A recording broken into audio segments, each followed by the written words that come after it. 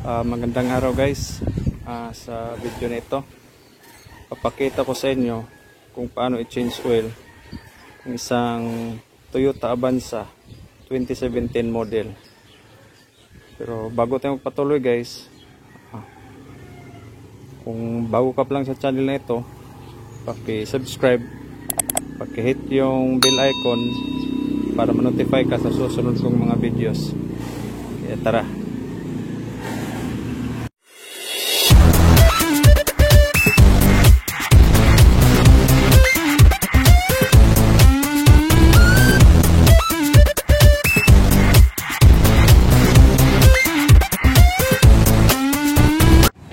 Kailangan natin sa pag-change oil ng ating Toyota Avanza 2017 model ay siyempre oil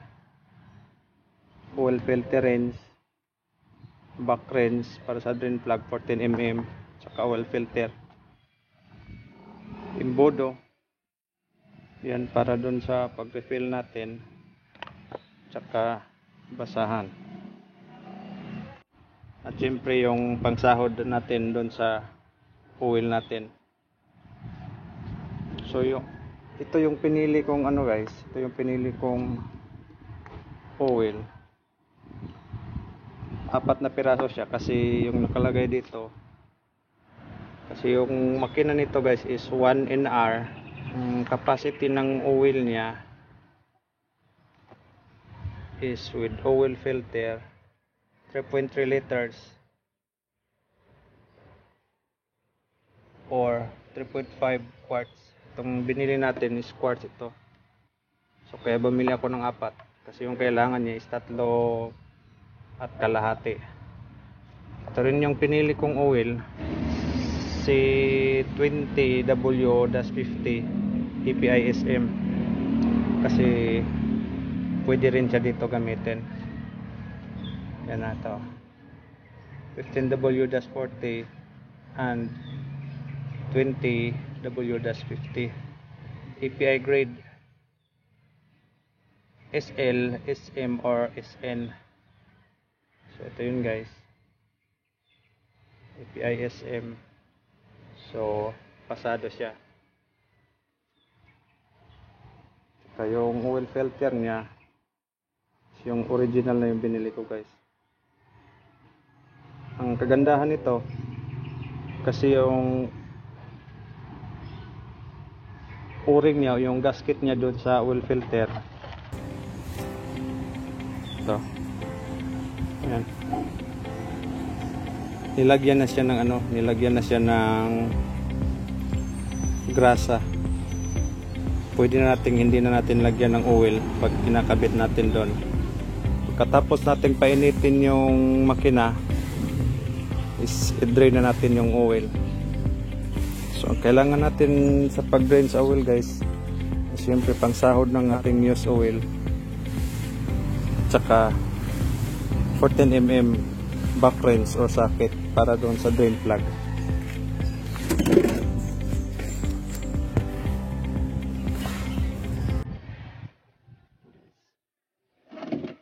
Ito yung drain plug niya, 14mm.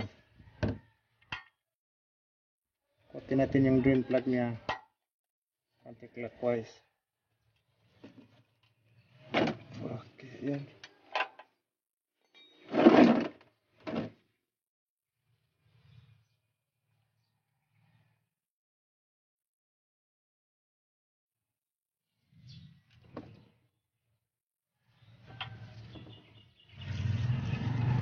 So ayan guys, habang pinapatulo natin yung oil niya, tatanggalin mo itong cover na to kasi dito tutulo yung oil niya habang tinatanggal natin yung oil filter niya.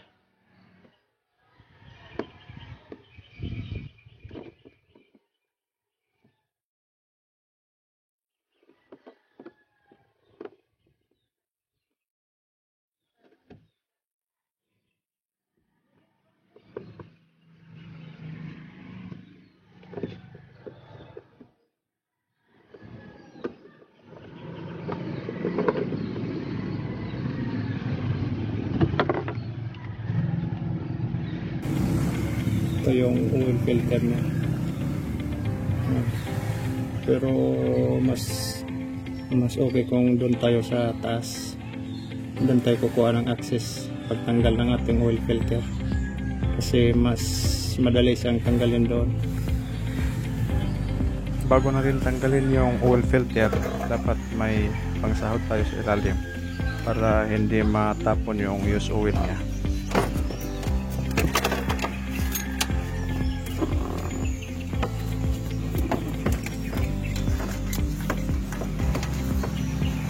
Ikutin natin yung oil filter niya guys, counterclockwise.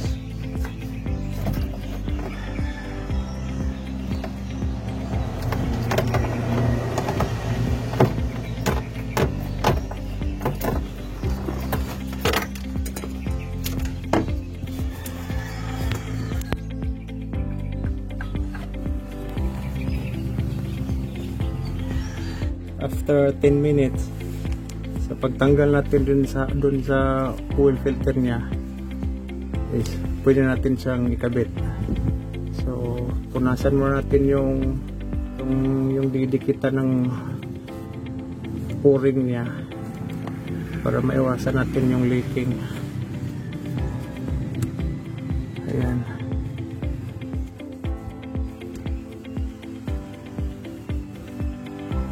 Ayan. So ayan guys, basahin nyo muna yung installation procedure niya, nakalagay doon sa lalagyan niya, para alam nyo kung paano ikabit yung oil filter niya.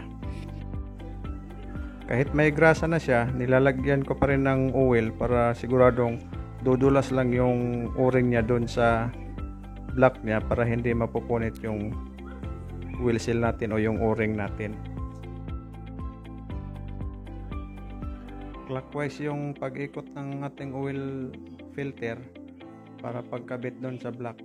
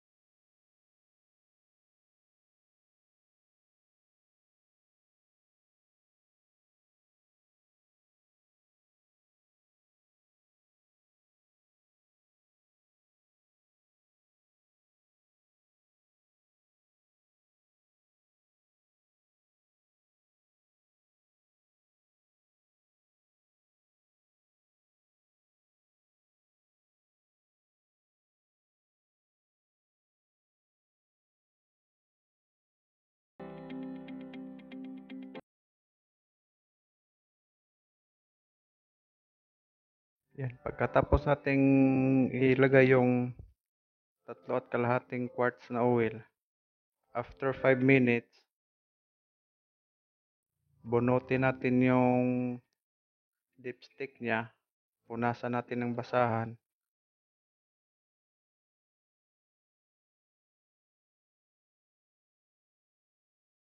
Sukatin na natin yung oil level niya kung nasa full na ba.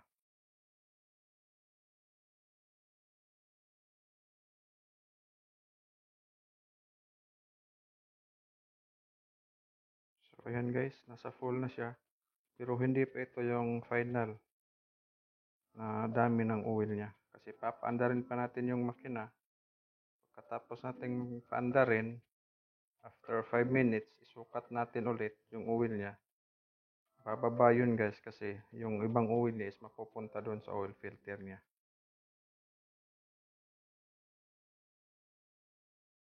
Mas mainam guys, bago natin takpan, punasan muna natin ng basahan yung tatakpan natin.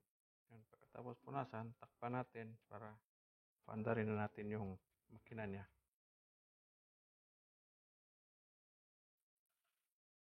So ayan, pag umandar na, check natin yung ilalim, tingnan natin kung may tatagas ba dun sa oil filter niya at saka dun sa drain plug niya. So kung wala, i-rev natin yung makina niya and then i-check natin ulit yung oil niya kung may tatagas ba para sigurado.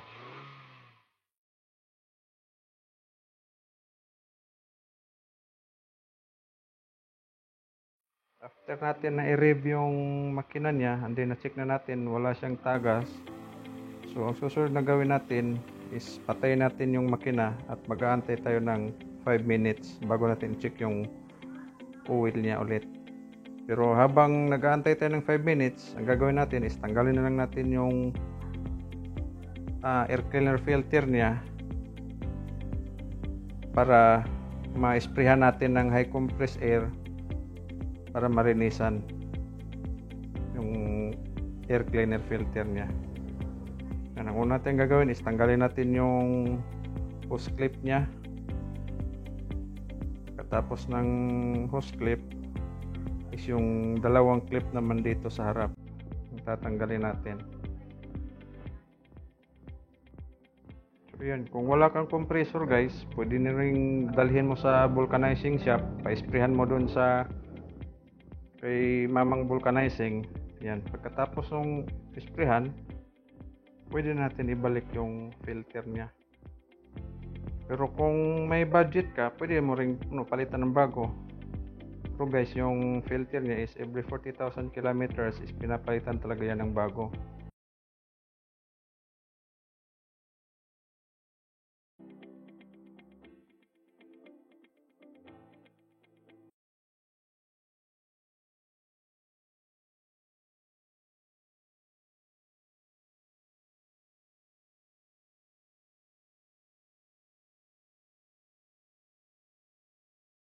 So ayan, check natin yung oil niya. Punasan muna natin yung dipstick niya. Tapos natin punasan, balik natin dun sa lalagyan niya. Tapos bunutin natin ulit para sa pag-check ng oil niya. Ayan. So ayan guys. Kulang na siya guys. Yung oil niya is kulang na. Kasi yung ibang oil niya is napupunta na dun sa oil filter. So ang gagawin natin is daragdagan natin yung oil niya.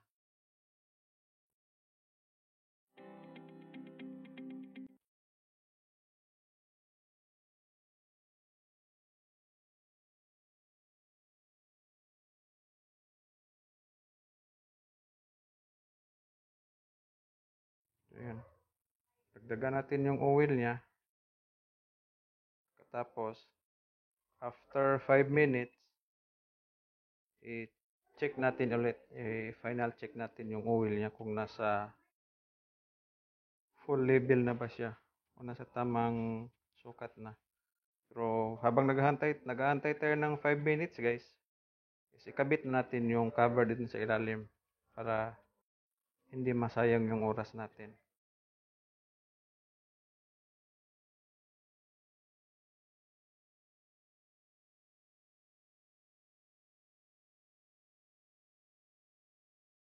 So ayan, ibalik natin yung filler cap niya.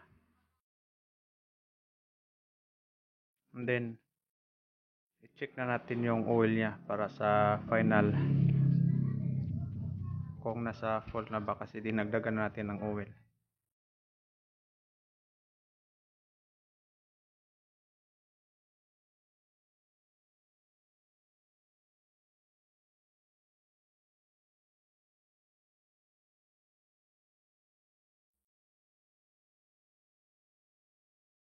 So, ayan guys. So, nasa full na siya. Yan na yung final level natin. Salamat sa panonood guys. Sana may natutunan kayo sa video na ito. Paki-subscribe naman dyan. Paki-hit yung bell icon para ma-notify ka sa susunod kong mga videos. Thank you.